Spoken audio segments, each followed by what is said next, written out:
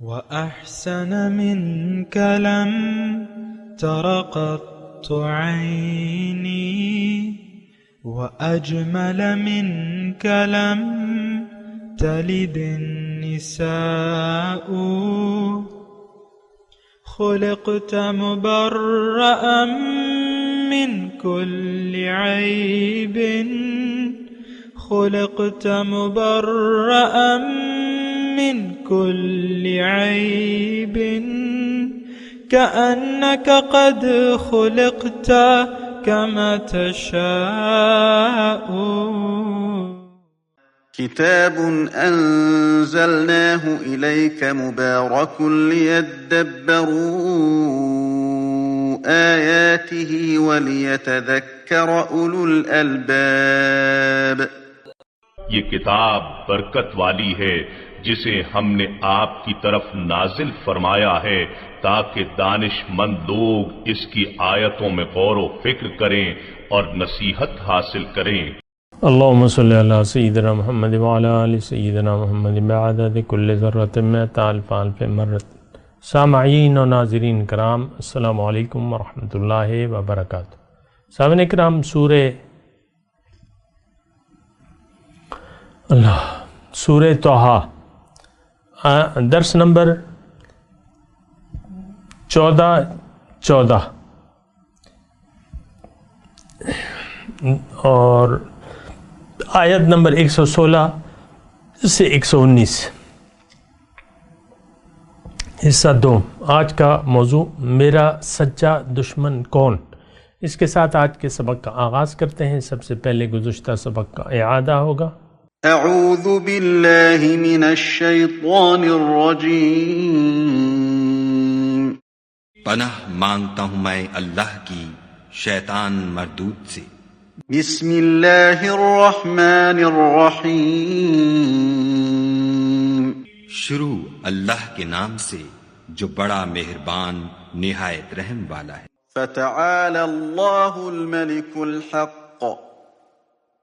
ولا تعجل بالقرآن من قبل أن يقضى إليك وحيه وقل رب زدني علما. تو خدا جو سچا بادشاہ ہے، عالی قدر ہے، اور قرآن کی وحی جو تمہاری طرف بھیجی جاتی ہے اس کے پورا ہونے سے پہلے قرآن کے پڑھنے کے لیے جلدی نہ کیا کرو، اور دعا کرو کہ میرے پروردگار مجھے اور زیادہ علم دے.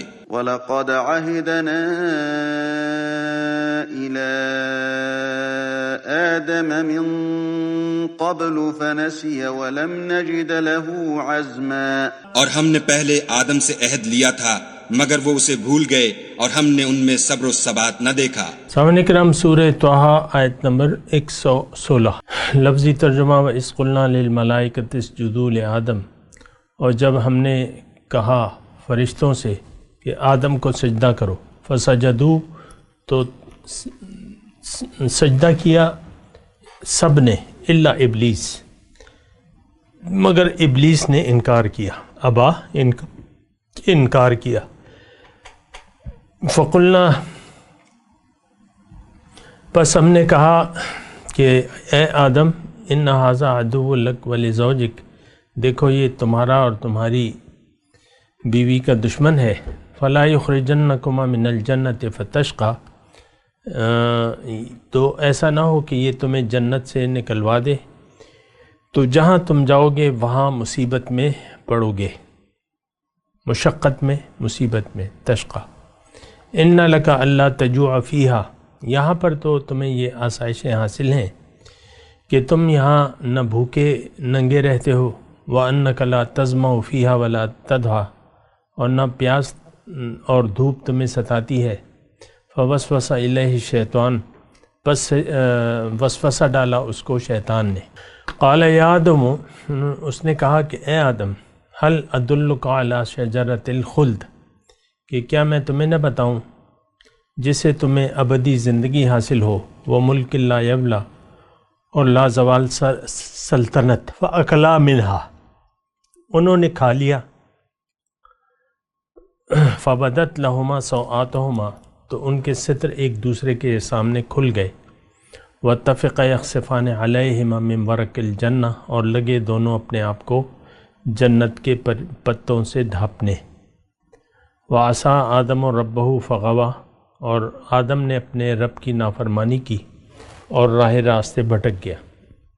قال اہبطا منہا جمیعا، تو اللہ تعالیٰ نے کہا کہ جاؤ تم دونوں، بعضکم لبعض عدو، تم وہاں ایک دوسرے کے دشمن ہوگے۔ فَإِمَّا يَأْتِيَنَّكُم مِّنِّي هُدًى، وہاں پر تمہیں ہدایت آئے گی میری طرف سے۔ فَمَن تَبِعَ ہدایا فَمَنِ اتَّبَعَ ہدایا، تو جو کوئی میری ہدایت کی پیروی کرے گا، فَلَا يَضِلُّ وَلَا يَشْقَى، تو وہ نہ بھٹکے گا نہ مصیبت میں پڑے گا۔ وَمَنْ أَعْرَضَ عَنْ ذِكْرِي، اور جو میری نصیحت سے منہ موڑے گا، فَإِنَّ لَهُ مَعِيشَةً ضَنْكَ،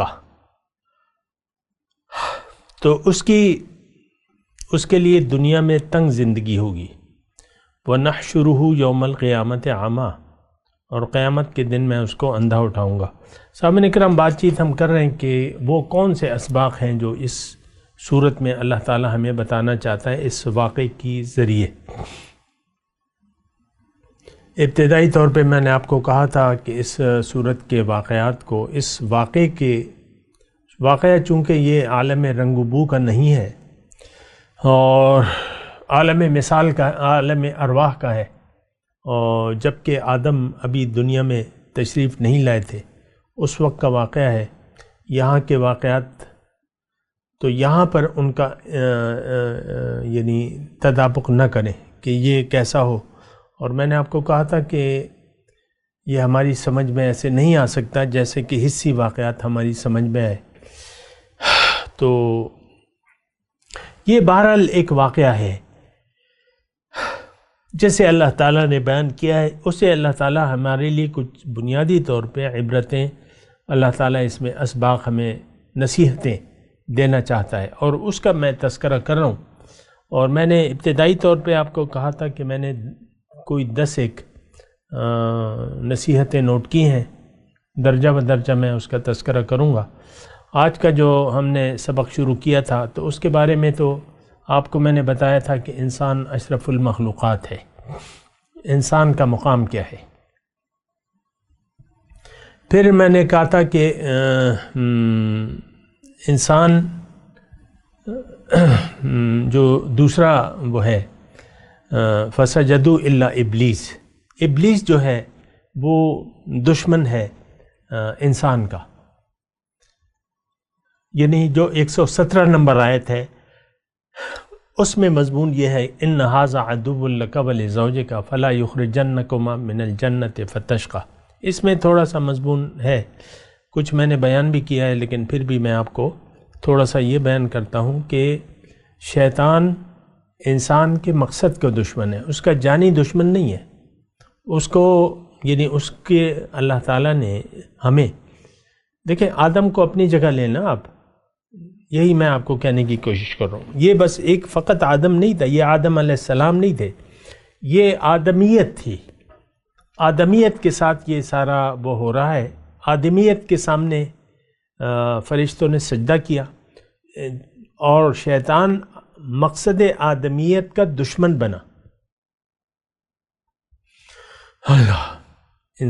شیطان جو تھا مقصد انسانیت کا دشمن بنا۔ لَأَقْعُدَنَّ عِنْدَ صِرَاطِكَ الْمُسْتَقِيمِ۔ دیکھیں اگر سادی سی بات ہے سمجھنے کی، اصل میں اتنی پیچیدہ بات بھی نہیں ہے، بہرحال میں بتا رہا ہوں آپ کو کہ اگر فقط وہاں کا آدم دشمن تھا تو یہ دشمنی تو ختم ہونی چاہیے تھی، کیونکہ آدم علیہ السلام جسے ہم کہتے ہیں وہ تو اللہ تعالیٰ کے پاس واپس چلے گئے، دشمنی ختم ہو جانی چاہیے تھی۔ ایسے بات نہیں ہے۔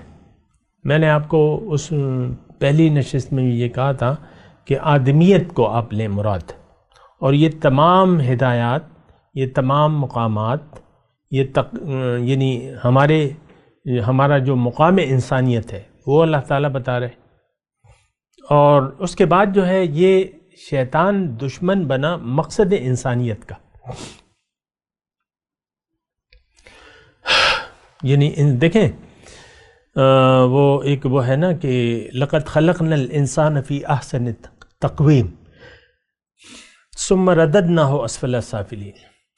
دنیا میں آ کے یا تو انسان اپنے مقصد اعلیٰ کو حاصل کر لے گا، جیسا کہ فاولئک لہم الدرجات العلیٰ، ابھی ہم نے پڑھا تھا کہ جو ایمان لائے اور عمل صالح کے لیے ان کے لیے بلند درجے ہیں احسن تقویم، اور اس کو آپ کہتے ہیں کہ علیین اور مقربون بن جائے گا، یا تو یہ یہاں کے مقرب خدا بن جائے گا، یا یہ پستی میں چلا جائے گا. ثم رددناہ اسفل السافلین، پستی میں چلا جائے گا اور یہ پھر ارذل المخلوقات ہو جائے گا اور جانوروں سے بھی بدتر ہو جائے گا. بات کو نوٹ کریں نا، دیکھیں مقام انسانیت کا دشمن ہے شیطان. اب ہم نے اپنے دشمن کو پہچاننا ہے اور اس سے مقابلہ کرنا ہے اور اپنے مقام اعلیٰ تک پہنچنا ہے، جہاں تک پہنچنے کے لیے اللہ تعالیٰ نے ہمیں بنایا ہے.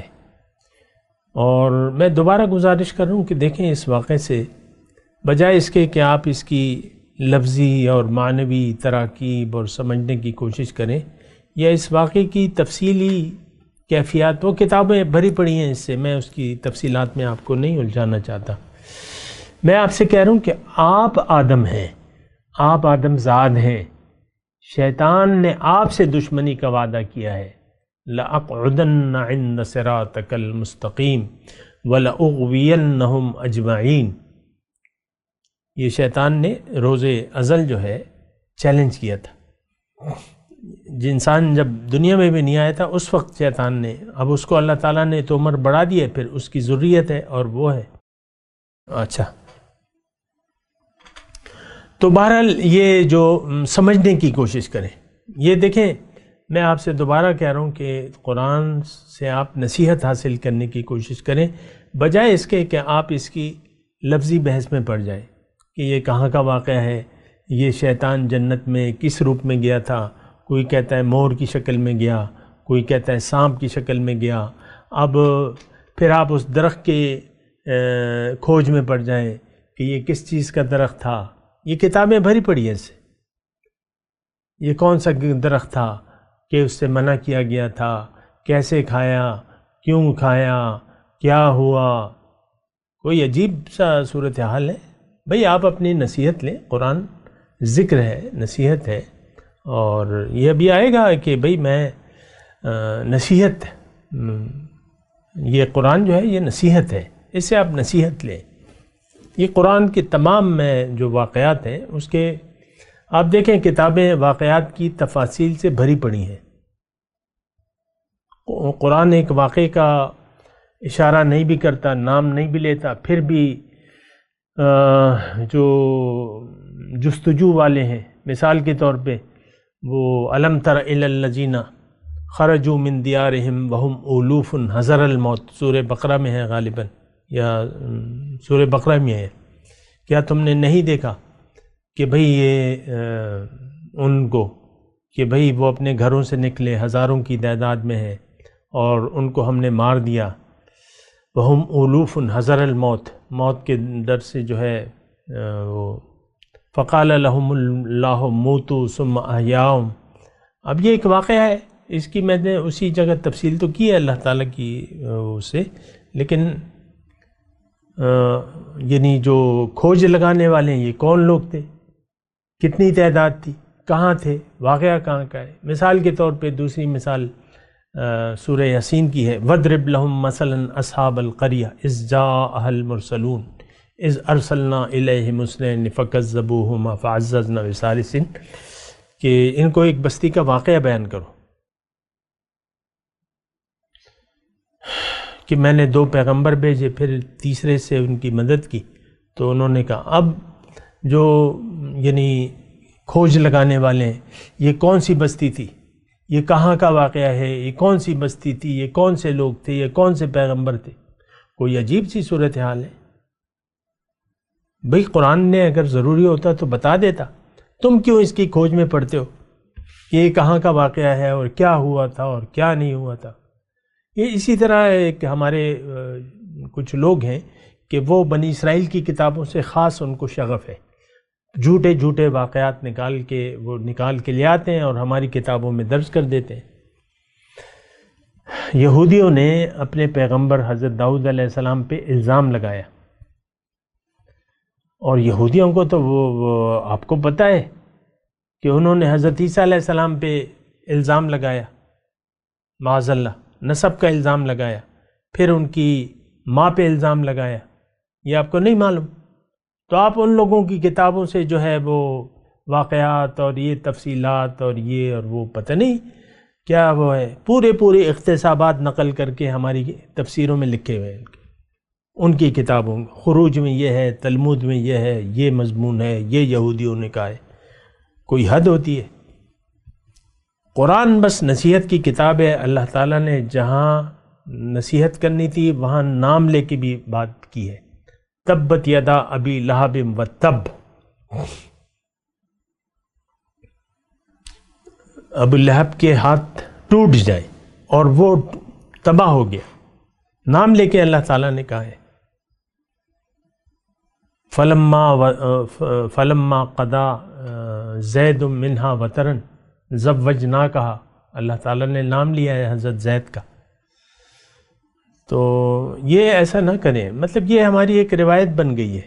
آپ دیکھ لیں کتابیں اس واقعات کی تفاصیل سے بھری ہوئی ہیں جس کی کوئی ضرورت نہیں ہے، اور جو نصیحت ہم نے لینی ہے وہ نصیحت نہیں ہے۔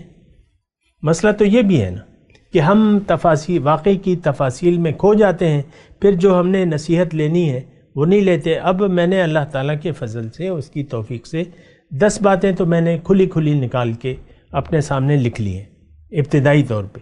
اس میں اور بھی ہیں، وقتاً فوقتاً میں آپ کو بیان کر رہا ہوں، وہ 10 سے زیادہ بنتی ہے جو نصیحت ہے، جو ہم نے سبق لینا ہے۔ بہرحال میں اپنے مضمون کی طرف آتا ہوں۔ تو میں ایک تو یہ کہہ رہا ہوں کہ یہ آدم اور شیطان یہ آپ ہیں، یہ واقعہ آپ کا ہے، آپ کے لیے اس میں نصیحت ہے، اور یہ شیطان آپ کا دشمن ہے۔ ہاذا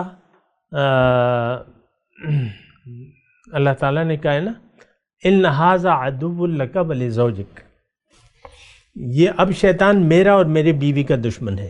اب میں اس کو ایسا پڑھ رہا ہوں، اللہ تعالیٰ مجھے کہہ رہا ہے، یہ الفاظ اللہ تعالیٰ کے مجھ سے ہیں، یعنی افضال اور میری بیگم، یہ ہم دونوں کا دشمن ہے، اور وہ ہمیں جنت میں جانے نہیں دے گا۔ میں اس طرح اس کو لے رہا ہوں۔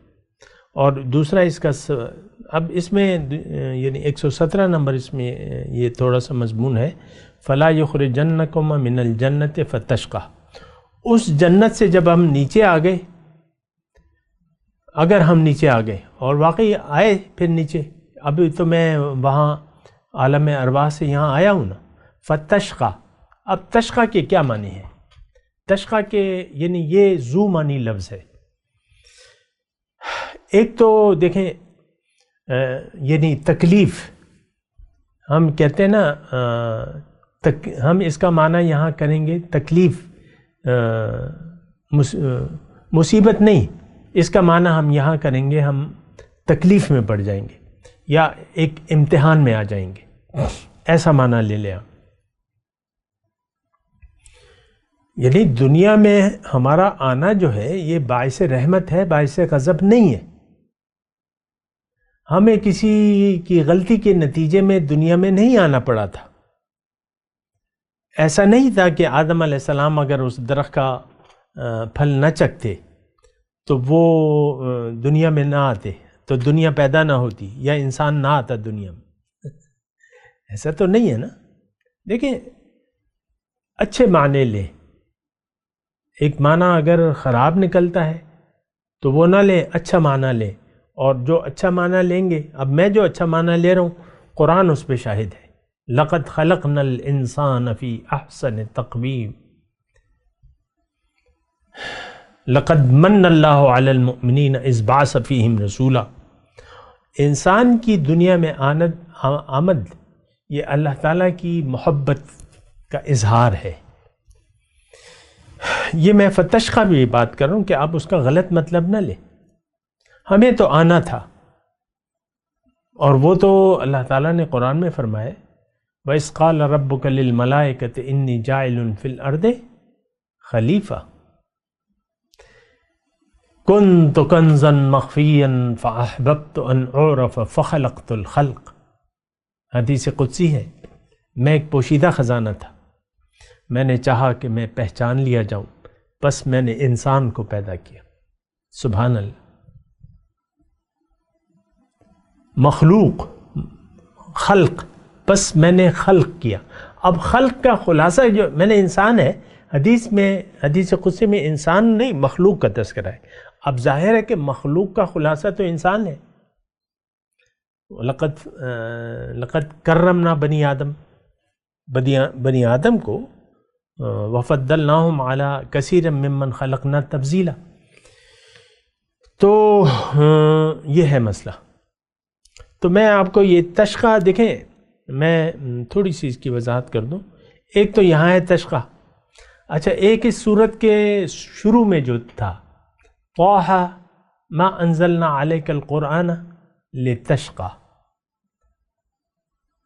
اچھا، پھر ایک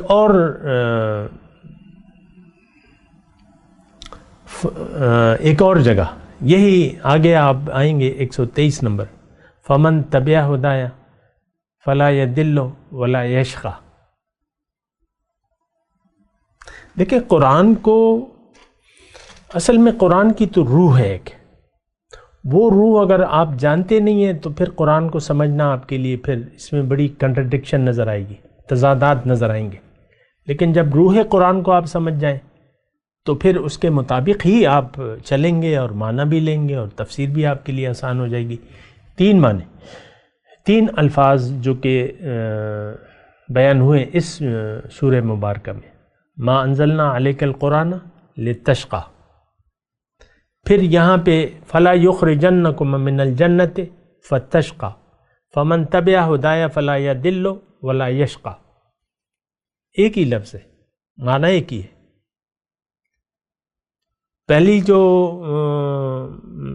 پہلی جو آیت تھی، دوسری آیت لتشقى، کہ تم وہاں پہ میں نے آپ کو یہ معنی کیا تھا، شاید آپ کو یاد ہو کہ یہ قرآن اس لیے نہیں ہے، اس کا سمجھنا، اس پر عمل کرنا اور اس کو دوسروں تک پہنچانا آسان ہے. یہ تکلیف والی بات نہیں ہے، یہ آسانی والی بات ہے. وَنُيَسِّرُكَ لِلْيُسْرَى فَسَنُيَسِّرُهُ لِلْيُسْرَى. میں نے آپ کو معنی کیا تھا، وہاں کسی نے نہیں سنا ہے تو وہ سن لیں. اچھا، اب یہاں جو دوسری وہ ہے فَلَا يُخْرِجَنَّكُم مِّنَ الْجَنَّةِ فَتَشْقَى. اب میں زیادہ اس میں بحث نہیں کروں گا کیونکہ وہ معاملہ عالم ارواح کا ہے، پھر بحث لمبی ہو جائے گی. تو میں اپنا مطلب لوں گا جو فتشقى، یعنی اگر تم نے فتشقى، اس کے 2 معنی میں لے سکتا ہوں. تشقى کہ تم تکلیف میں، تم جہاں جاؤ گے وہاں تمہیں تکلیف اٹھانی پڑے گی، وہ تکلیف کی جگہ ہے. ایک معنی یہ ہے. اور اس میں آپ کو دلیل یہاں دوں قرآن سے، لقد خلقنا الانسان فی کبد. انسان کو میں نے مشقت میں پیدا کیا ہے. دنیا کی زندگی تکلیف کی زندگی ہے. یہاں یہ عالم اسباب ہے، ہر چیز سبب سے، کن فیکون کا معاملہ یہاں نہیں ہے. یہ بات نوٹ کر لیں. کن فیکون کا الگ معاملہ ہے، وہ عالم امر ہے، یہ عالم خلق ہے. یا ہر چیز راحت اور ہدایت آپ کو ملے گی اور آپ کو اپنی منزل ملے گی تکلیف سے، مشقت سے. احسب الناس ان یترکوا ان یقولوا آمنا وهم لا یفتنون، سورہ عنکبوت. ام حسبتم ان تدخلوا الجنة ولما یأتکم مثل الذین خلوا من قبلکم مستهم البأساء والضراء والزلزلوا. تو یہ تو راستہ ہے تکلیف کا، یہ یعنی عالم اسباب ہے. یہاں کامیابی کے لیے مشقت کی ضرورت ہوتی ہے، یہ امتحان ہے. وَنَبْلُوكُمْ بِالشَّرِّ وَالْخَيْرِ فِتْنَةً وَلَنَبْلُوَنَّكُمْ بِشَيْءٍ مِّنَ الْخَوْفِ وَالْجُوعِ وَنَقْصٍ مِّنَ الْأَمْوَالِ۔ امتحان ہے، آزمائش ہے، تو ظاہر ہے کہ اس میں تکلیف ہوگی، جان کی قربانی ہے، مال کی قربانی ہے، جد و جہد ہے۔ وَجَاهِدُوا فِي اللَّهِ حَقَّ جِهَادِهِ فَاتَّقُوا اللَّهَ حَقَّ تُقَاتِهِ۔ تو یہاں تو مطالبہ ہے جد و جہد کا اور محنت کا۔ لَتُبْلَوُنَّ فِي أَمْوَالِكُمْ وَلَتَسْمَعُنَّ مِنَ الَّذِينَ أُوتُوا الْكِتَابَ او کما قال، قرآن کی آیت ہے، وَلَتُبْلَوُنَّ فِي أَمْوَالِكُمْ وَأَنفُسِكُمْ، تمہیں مال اور اولاد میں آزمایا جائے گا۔ تو ایک بات تو یہ ہے، یعنی تشقیٰ کا یہاں ایک معنی یہ ہے کہ تم جب زمین میں جاؤ گے، یہاں سے نکلو گے عالم ارواح سے، تو جہاں جاؤ گے وہاں تمہیں اللہ تعالیٰ ایک نعمت دے گا، لیکن وہ تکلیف اور مصیبت نہیں، جد و جہد۔ دیکھیں مصیبت کے ہم الگ معنی لیتے ہیں، وہ میں نہیں جملہ استعمال کر رہا، وہ لفظ استعمال نہیں کر رہا۔ مشقت، محنت، تشقیٰ، تکلیف کا مطلب یہ نہیں کہ بس تکلیف، تکلف اور محنت اور مشقت۔ یا ایھا الانسان انک کادح الی ربک کدحا فملاقیہ، اے انسان تم اپنے رب کی طرف جانے میں خوب تکلیف، محنت، جد و جہد کرتے ہو، خوب محنت کرتے ہو، تو بس تم یقین رکھو کہ تمہاری اس سے ملاقات ہو جائے گی۔ اللہ، تو ایک تو یہ بات ہے فتشقیٰ، یہ معنی آپ کا سمجھ میں آ گیا۔ اچھا، اب دوسری بات ہے، وہ دوسرا جو تشقیٰ ہے وہ پھر آگے، یعنی وہ پھر فلا یدل ولا یشقیٰ، اس کا یعنی فلا یخرجنکما من الجنت فتشقیٰ، یعنی تم ایک تکلیف والی جگہ جاؤ گے، وہاں جب تم امتحان دے دو گے تمہیں اللہ تعالیٰ بہت بلند رتبہ دے گا۔ یہاں فی الحال تو ایسا ہے انک اللہ تجوع فیہا ولا تعریٰ، یہاں تو ایسا ہے کہ تمہیں بھوک پیاس اور گرمی اور یہ سب یعنی کپڑے کی ضرورت نہیں ہے، لیکن وہاں پر ہوگی، وہاں پھر تمہیں یہ ساری ضروریات زندگی لاحق ہوں گی۔ آگے چلتے ہیں، فوسوس الیہ الشیطان۔ اب شیطان تو اس کا دشمن تھا۔ اب دشمن ایسا تو نہیں ہے کہ یہ توپ و تفنگ لے کے آ جائے گا، تلوار و خنجر لے کے آتا ہے، ایسے نہیں، یہ میٹھے میں وار کرتا ہے، مٹھاس میں کام کرتا ہے، انسان کو لالچ۔ دیکھیں شیطان کے اب جو آیت نمبر 120 ہم پڑھ رہے ہیں، تو اس میں یعنی اب شیطان تو اس کا دشمن بن گیا، ٹھیک ہے، ان ھذا عدو لک ولزوجک، اور اب یہ شیطان اپنا کام کیسے کرے گا، اس کا طریقہ واردات کیا ہے، یہ بات ذرا نوٹ کرنے کے لیے ہے، اور یہی سبق ہے۔ دیکھیں ہم میں کچھ کمزوریاں ہیں، تو شیطان کا یہ ہے کہ ہمیں کمزوریوں کے ذریعے، جو ہماری کمزوری ہے نا، اس کے ذریعے ہمیں بہکانے کی کوشش کرتا ہے۔ ہم میں لالچ ہے، خوف ہے، ڈر ہے، تو یہ ہمیں ڈراتا ہے، مال خرچ مت کرو اللہ کی راہ میں، فقیر ہو جاؤ گے، تو ہم بخیل بن جاتے ہیں۔ اب یہ شیطان کا طریقہ واردات ہے۔ یہ تو اب میں آپ کو یہ بڑی ایک یعنی نقطے والی بات ہے، لیکن ابھی وقت کا اختتام ہے، اس پہ میں انشاءاللہ اگلے درس میں بات کروں گا، اور ابھی میں تلاوت کرتا ہوں، میرے ساتھ دہرائیے، اعوذ باللہ من الشیطان الرجیم، بسم اللہ الرحمن الرحیم۔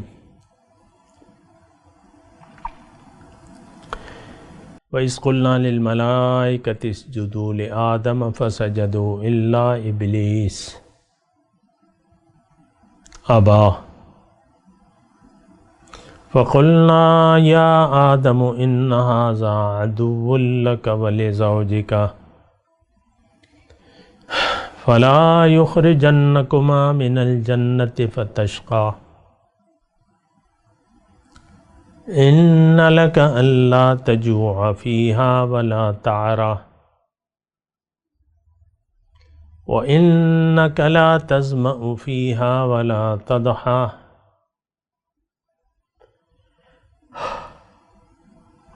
فوسوس إليه الشيطان قال يا آدم هل أدلك على شجرة الخلد وملك لا يبلى. اب ان آیت کی تلاوت اور ترجمہ. اعوذ باللہ من الشیطان الرجیم.